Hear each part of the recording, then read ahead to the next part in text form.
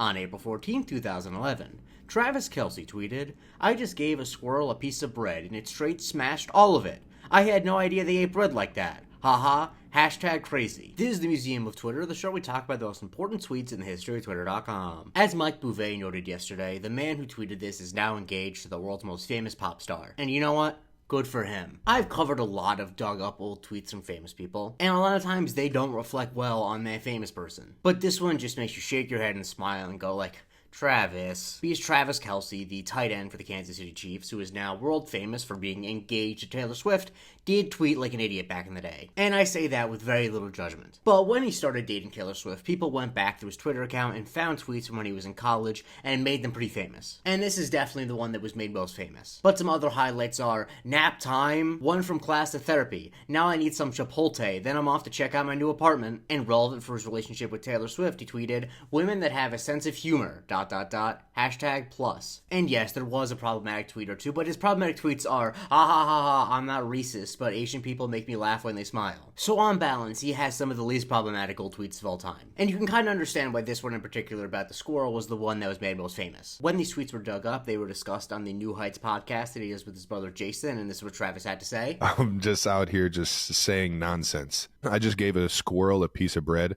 and spelled squirrel like a jackass." And just a few weeks ago, Taylor herself appeared in that podcast, and she apparently has this tweet committed to memory. You remember Twitter. You're like, I fed a squirrel ate a piece of bread. Didn't know they ate bread like that. Straight smashed it. I didn't know that Taylor and I had committing old famous tweets to memory in common, but I guess we do. If there are any other famous tweets you want to talk about, Taylor, my DMs are open. That goes for any other world famous pop star as well. One of the prevailing reactions is to point out like, oh right, Travis Kelce is absolutely a himbo. Like Zach Silberling said, the word himbo gets thrown around a lot these days to the point where it's almost lost all meaning. But when a man in his 20s tweets like this, it feels like the right word to use. Or Vituperative Vierb said, "Joy of victory to our nation's foremost himbo." Because yes, this is an important thing to keep in mind. He was in college when he tweeted this. He was ostensibly getting an education from the University of Cincinnati. But of course, he didn't come there to play school. He came there to play football, so he doesn't know how to spell squirrel. And while a lot of people have joked that he can't spell the word squirrel, a lot of people have enjoyed the fact that he's so pure of heart in this tweet. Like Kat made it seem like the tweet was coming out of the mouth of Star Wars character Ezra Bridger. Zach Mills quoted it with the screenshot of the Denny Carter tweet where he goes through what the typical tweet for every offensive position group is, and the tight end tweet is derp. And Zach Mullis said, "This tweet proves its accuracy more every single day." By the way, I covered that tweet in episode 35. And yesterday, Poetic Kate said, "I'm really happy for Taylor Swift, TBH.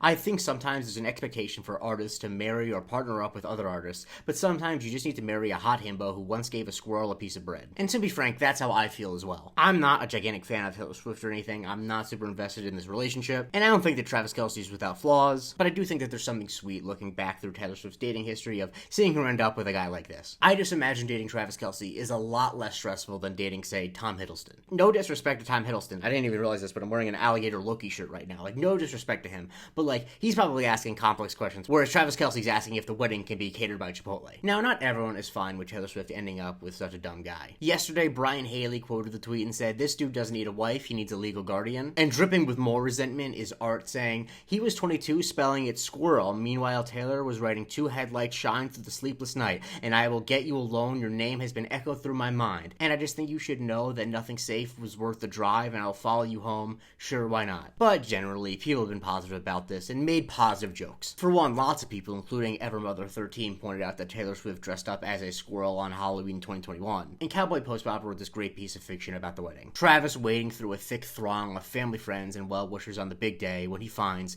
to his wondrous shock, aged a little but for the better, the squirrel. He's happy, has kids of his own. We really made it, didn't we? We sure did. And Ali Voss says something that I really hope is true. I hope in my bones is true. She quotes the tweet and says, "Remember, if you post good enough, the pretty girls will kiss you." And I hope this is true for very self-centered reasons. Because frankly, Travis Kelce is a future Hall of Fame tight end. He has a lot of things going for him beyond posting good. Some of us don't have much more than that. Follow me for a new tweet every day, and please consider joining my Patreon, patreon.com/Museum of Twitter, where you get a weekly bonus episode called the Museum of Not Twitter, and you get access to my Discord, where you can vote on what I cover on Subscriber Sundays.